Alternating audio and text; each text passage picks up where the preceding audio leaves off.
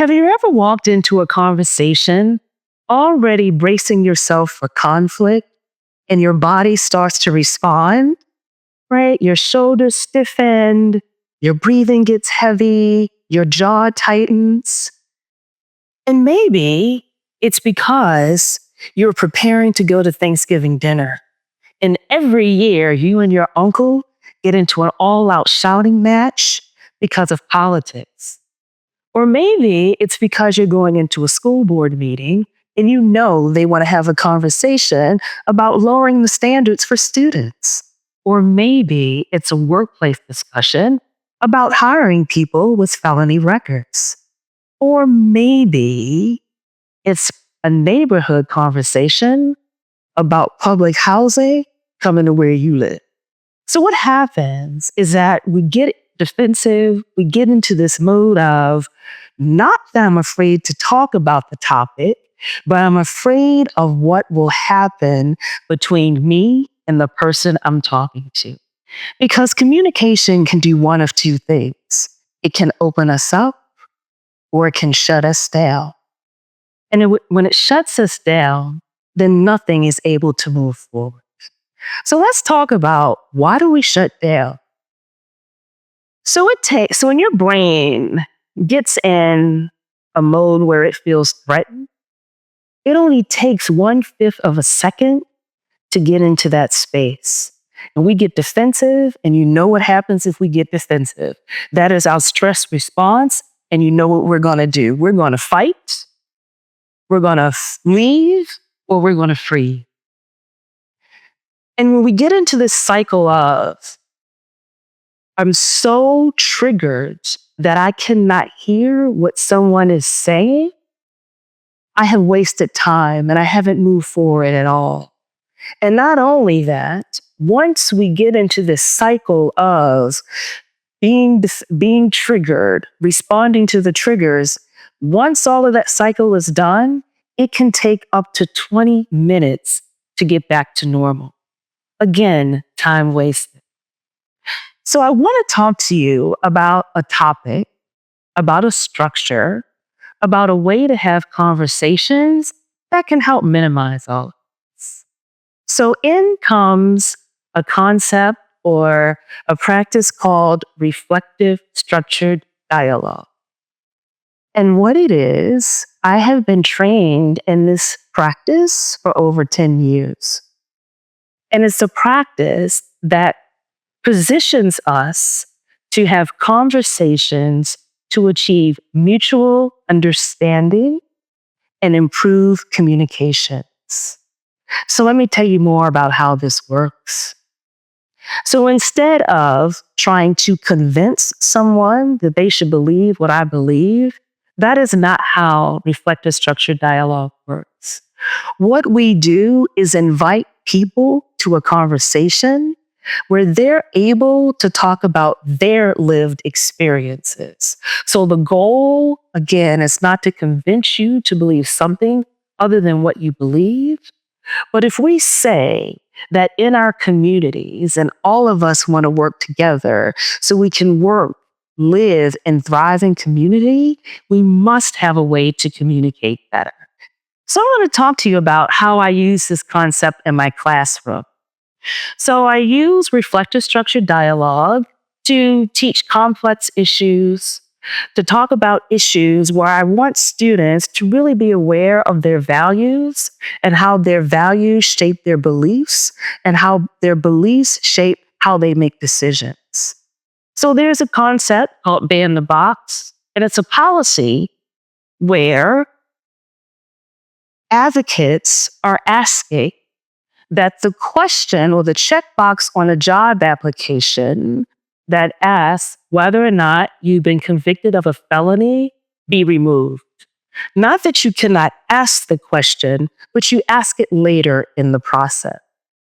So I could say to my students, would you hire somebody who has a felony record? And that would invite a lot of opinions. I would get yes, no, maybe, kinda, it depends. So I do something different. Get my students into small groups and I ask different questions.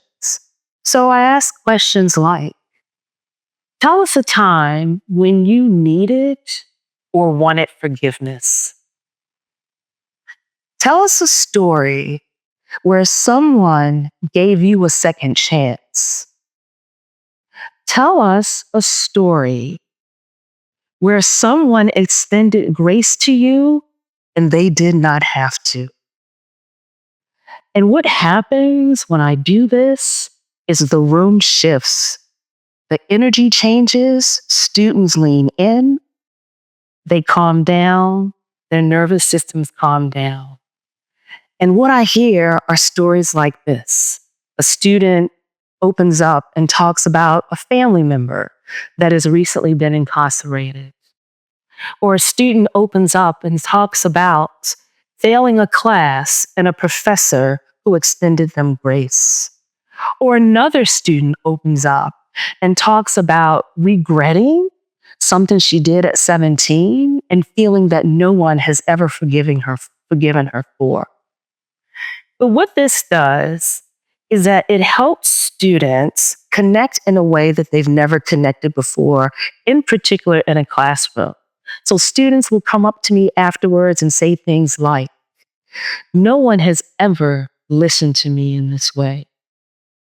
No one, I have been in this course the entire semester, and I've never connected with my classmates like this.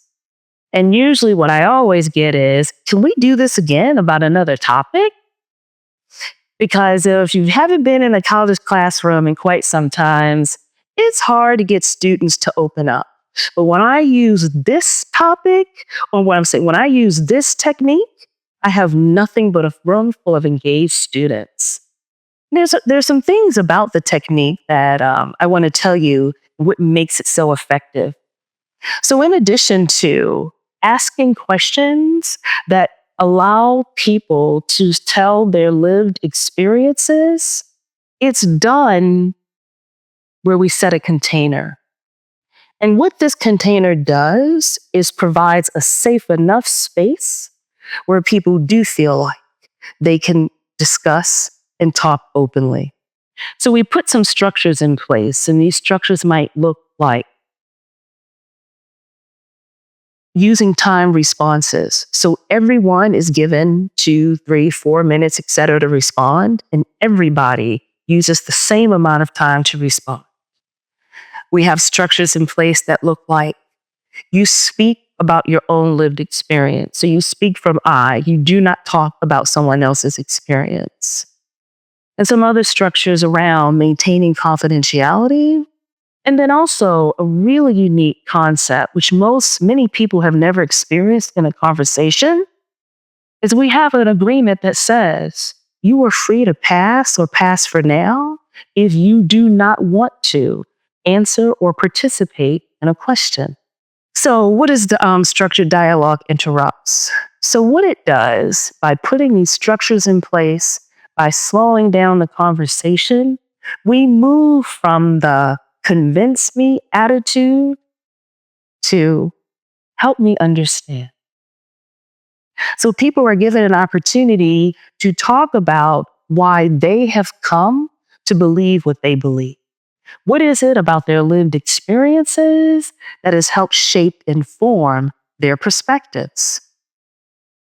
So I'm going to talk to you about how this technique has been used in communities. So I'm going to talk about 2 examples.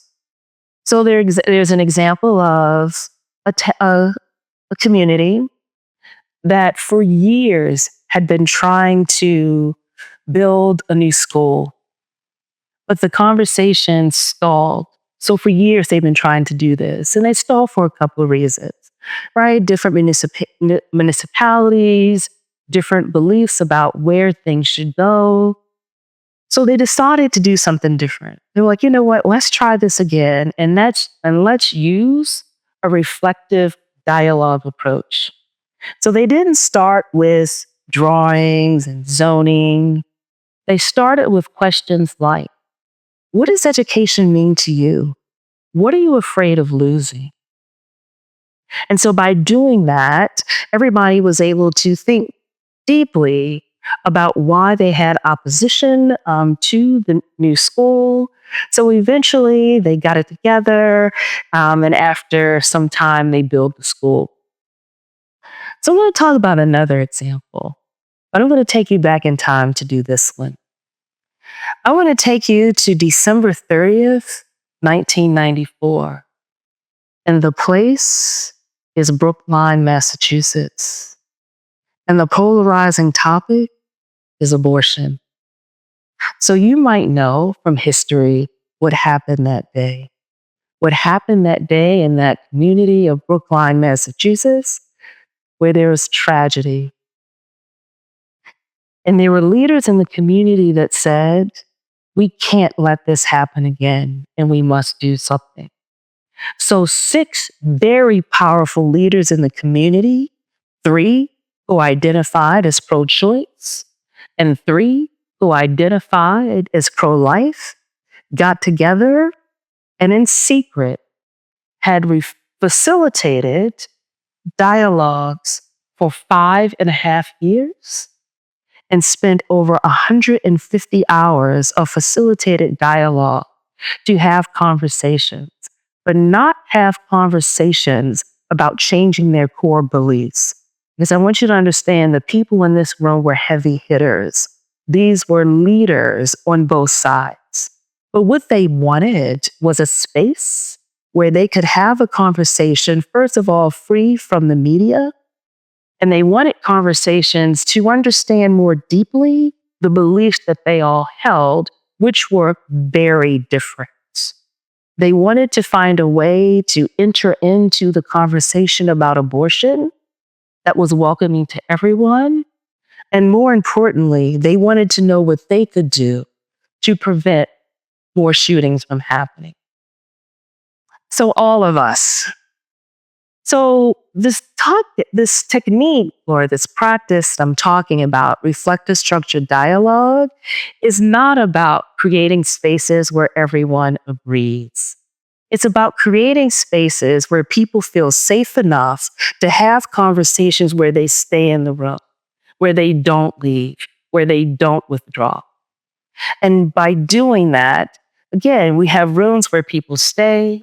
We have rooms where people are creating communities and environments to have conversations about very polarizing issues. So when I think about reflective structured dialogue, I think about it like going to the gym, right? So you don't work out every day, all day to get stronger. But what you do is you work out consistently. So if you do need to lift something heavy, you can. And that's what I think about reflective structured dialogue. So what you're doing is building the muscle to have hard conversations. What you're doing is getting into habits that allow people to show up as they are so they can share their lived experiences so we can understand each other better. And so I want to leave with this. When we change how we talk, we change what becomes possible. What becomes possible changes all of us. Thank you.